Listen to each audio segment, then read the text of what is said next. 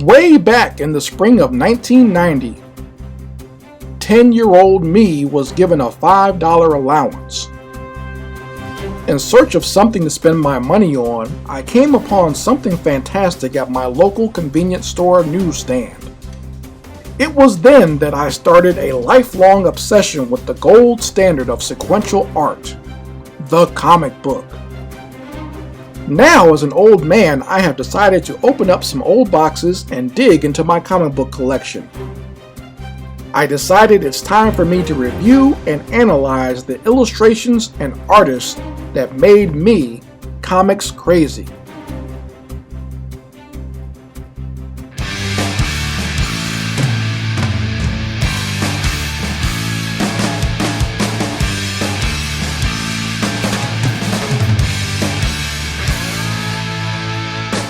Hey everybody, this is Chris Crazy House, and I'd like to welcome you again to another episode of Chris Crazy House Presents Comics Crazy. And today we're going to be looking at Youngblood #1, created by Rob Liefeld, came out back in the early 90s. And we're going to be looking at this issue here. And this copy that I have is actually a second printing. I do have some other printings of Youngblood #1, but I keep those in plastic and I leave those in my comic book collection. So this is the one that I take out when I just actually want to read the book and hold it in my hands. This is the one I take out. But you can see it here, Youngblood #1 and the cover. And, you know, there's a lot that I can say about this time period. It means a lot to me. This is when I was deep into my obsession with comic books. And honestly, if I could do like a little time capsule of the early 90s and what influenced me as far as my career as an artist, this would be one of the things that I put in there. A lot of those first run of Image Comics, I'll probably put a lot of different alternative or grunge rock music in there as well. I'll probably put a lot of anime from the late 80s and early 90s in there as well.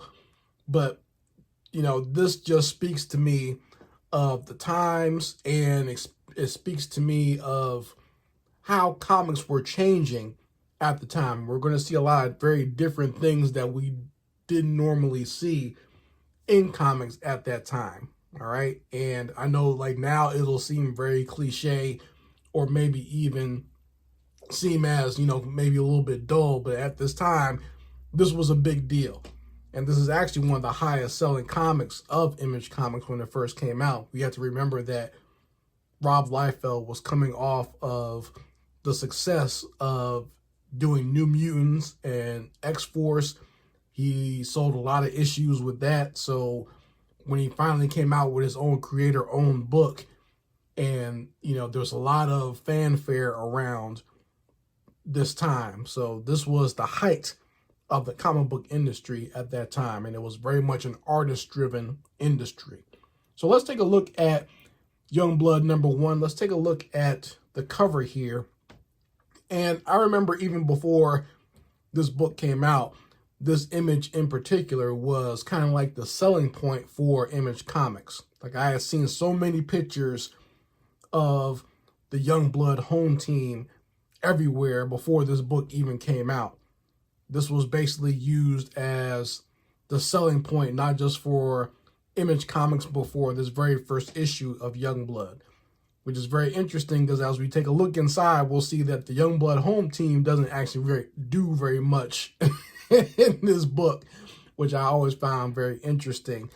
And I look back on in a little bit of disappointment when I think about it, because like I said, this image right here of this home team of Shaft, Die Hard, Bedrock, or he was Bedrock at this time before they got sued by Hanna-Barbera, Combat, Chapel, and Vogue. This is the team that they used to advertise Youngblood. And this is what everyone was interested in when they bought this book. So we're going to take a look at it, and I'm going to peel it open from the inside. Let's just take if I can give you just a quick commentary on the cover itself. It's very colorful, so this would make me want to pick it up just from how colorful these characters are. So they're very colorful, like you would see from a DC comic, but they have a bit of an edge to them. So it's a great mix of mainstream and independent. So they're extremely colorful, like you would see in like a DC comic, but they still got that violent edge to them that you would see from the indie comics from the early 90s. Something that I enjoy about the inside cover of this book is not only, like, I've taken this for my own self and doing independent books, is when I do my credits and stuff, I put them on the inside cover. And it's a great way to get all your credits and your copyrights and everything else, and who the book belongs to, who published the book. It's a great way to showcase all of that. And you can also do some fun things where you could add some extra images to your book. And in this book right here, I really enjoy seeing this kind of like picture of the team of Youngblood, or at least the home team here. And I like how they stack these characters in this way. I think it just looks very cool. I would love to have a poster of this, like in color, of the home team and the away team. I think that would be a great, like, tall poster to have in my room. If I don't know if anyone knows where you can get something like that, or Rob Liefeld sells anything like that, but I'd love to have that in my room here with all my other like artwork and posters from famous comic books. But let's get on to the story itself. We start right out here in Washington, D.C. with the leader of the Youngblood home team, Shaft, sort of just hanging out with his girlfriend at the mall. That's what we used to do back in the 90s, folks. We used to hang out in the mall, and he's taking some time to hang out with her. He doesn't get that much time at all since he transferred from being over at the FBI and now joining the Youngblood team, which is very public and gets a lot of publicity because Youngblood are not only a superhero team, they are also celebrities. So you're also getting that as well. That's something very new at this time, but something that has continued on in a lot of comic book fiction since the inception of Youngblood.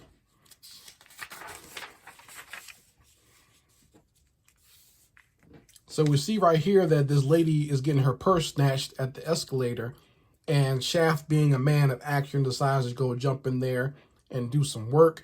And I remember like seeing a lot of these shots that you see here just in this, like, these first 2 or 3 pages. I remember seeing this because I used to collect the Youngblood trading cards as well. So even before I bought this book, I had the Youngblood trading cards that started coming out before then. And I would see like some of these great shots, and because I was a big collector of just any artwork that comic book artists did, so I wanted to see or just collect the cards so I can see Rob Liefeld's great artwork, and I would use that as a way to train myself as a young budding illustrator and comic book artist. So like this shot in particular of him kind of jumping into action and literally jumping out of the panel, I always thought that was cool. And then there's this one right here where, Shaft is going to fight the mugger, the guy that was stealing the purse, and someone's actually setting up to assassinate him at the same time. So he notices that, and he doesn't have his bow and arrows, he doesn't have a gun, but he uses a pen, John Wick style. So even before John Wick, your boy Shaft was killing off assassins and killers with just a ballpoint pen. And he throws it right in the guy's neck, and the guy falls over the railing, and you see that he's dying here, and even he's amazed that Shaft has killed him and doesn't have his arrows, which I think is funny.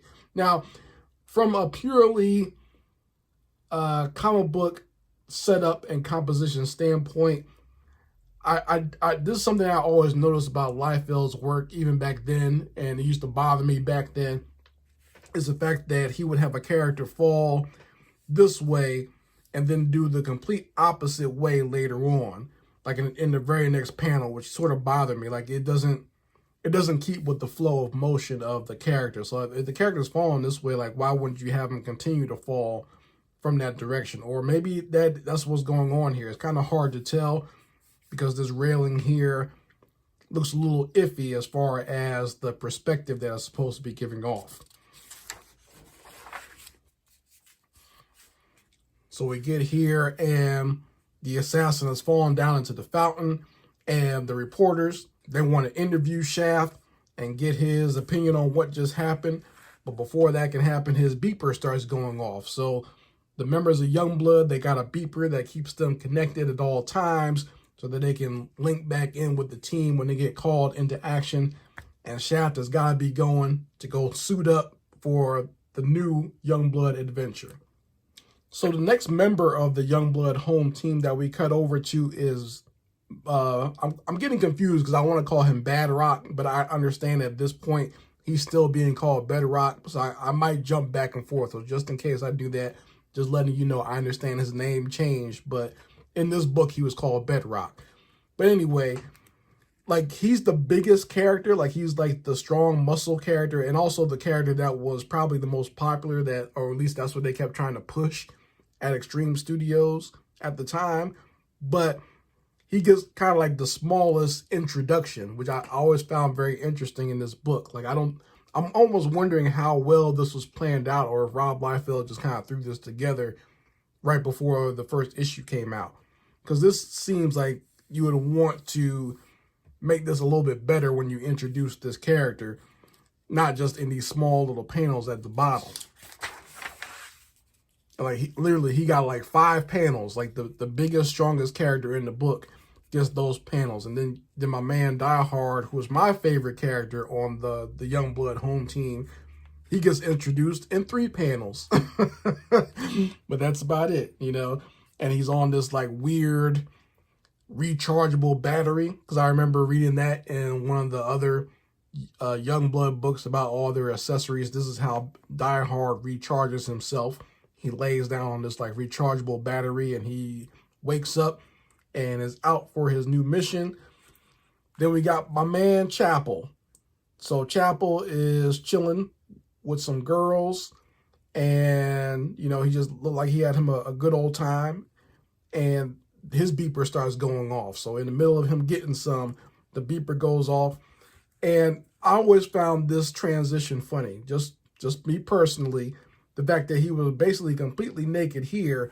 And I guess the girl watched him get fully dressed, watched him put on the makeup and everything else, put on his pouches and straps and cables and everything else, and cock his gigantic laser gun, and said nothing while this man was putting all this stuff on, which is very absurd, but interesting. Like, now, I actually like the character design of Chapel. I know people probably laugh at that, but I actually do enjoy it.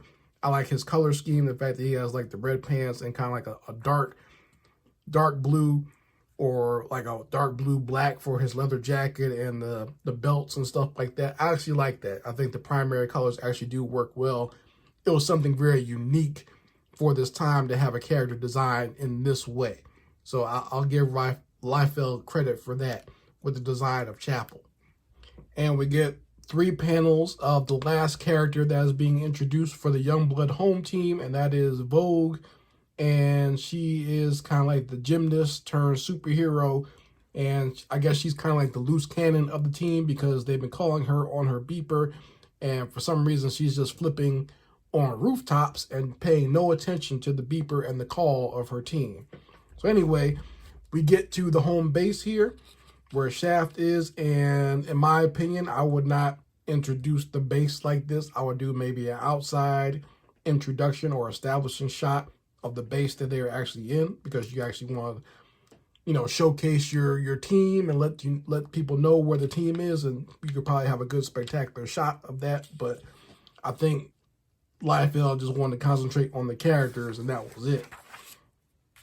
But anyway, we finally get our full group shot of the Youngblood home team, and this is kind of like a little money shot, even though I think it would have served better if this shot was bigger, in my opinion. Like, if, as a fan, of the way these characters are designed, I would think that you would want to make this panel bigger to introduce this team here to the masses, you know, because I think this will look a lot cooler. I mean, you got them posing. Why not have the shop bigger and, you know, truncate this little exposition spot right here? So this is where they find out what they're actually going to be doing on this mission here, and it is to stop this group of superpowered terrorists called the Four. And two of the members of the Four are already being transported in this detention bus or whatever, and the other two members are trying to bust them out. So Youngblood home team has been called in to stop the prison escape, basically. So we move in here and we get to see that the news choppers are looking at this bus here that's transporting the other two bad guys. And we got two members of the Four who are trying to break their buddies out. So you got, I think this character's name is Strong Arm, and then there's Gage. So this is the super strong version of the character, and this one has all the weapons, basically. So they knock down the transport, break open the door, and we got the other two members. And what are they called? Let me see if I can remember their names. You got Starbright and Deadlock. Deadlock is kind of like the Wolverine knockoff. He eventually shows up later on in one of the other books that Rob Liefeld put out there. And he has, in this version, he just has the mask, and he has like a, I don't know if that's a ponytail or if that's like some fabric or whatever. I'm not sure. But, you know, basically he is a Wolverine knockoff here. But the Four are out, and right as they're getting ready to escape, that's when Youngblood shows up. And we start off with Die Hard jumping in there and busting Strong Arm in the face. And this is a quintessential Rob Liefeld pose. This is something he's done a gazillion times with other characters. I don't know anyone else who's ever drawn someone getting punched like that outside of Rob Liefeld, where someone's literally bending themselves all the way back in a U shape to punch somebody. This is also another very quintessential Liefeld pose. This is very much like a splash page, or a page that they who would probably try to sell or probably has sold at conventions and whatnot, where Die Hard is punching Strong Arm in the face yet again. So, you know, there's lots of money shots in these early Image books because these guys were making so much money. If you do a nice little splash page or a splash panel, you could sell that whole page for buku bucks. So I can understand that. I'm not hating at all. And this is where we get the real money shot of the Youngblood home team. And this is actually a good splash page. I actually had this as the background for one of my laptops. Like, I actually, you know, got this image and downloaded it and made sure it fit perfectly fine in my laptop as my background, just because I enjoy it very much. I like that it's lit from the bottom, you know, so all the light sourcing is coming from the bottom, and you actually can see the highlights on a lot of these characters' costumes. It looks really good that way.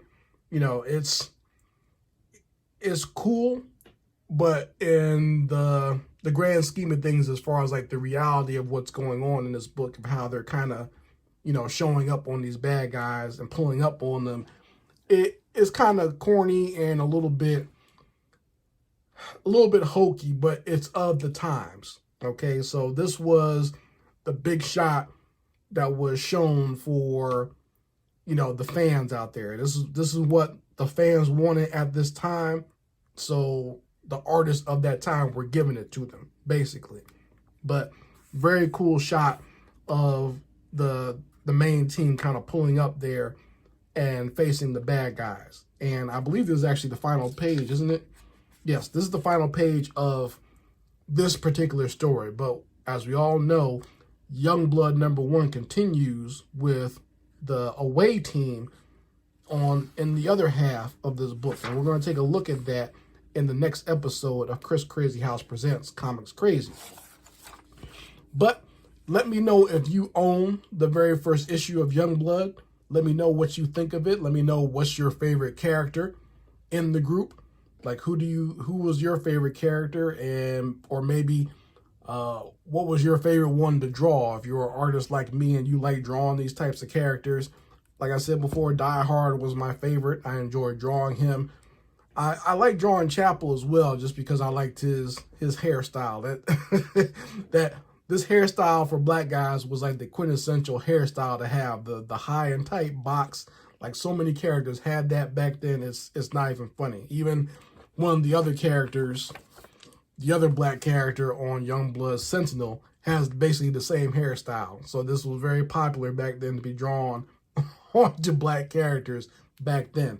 But in the next episode, we're going to be talking about the away team, and they actually have some real action going on with their side of Youngblood, in my opinion. They actually do way more than the home team ever does. But we're going to be looking at that in the next episode. So let me know what you think of Youngblood #1, and make sure you go ahead and like this video and subscribe so that way you know when the next time I upload one of these Comics Crazy episodes.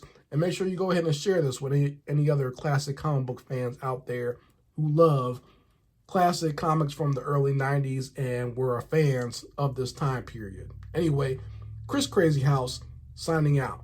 Peace.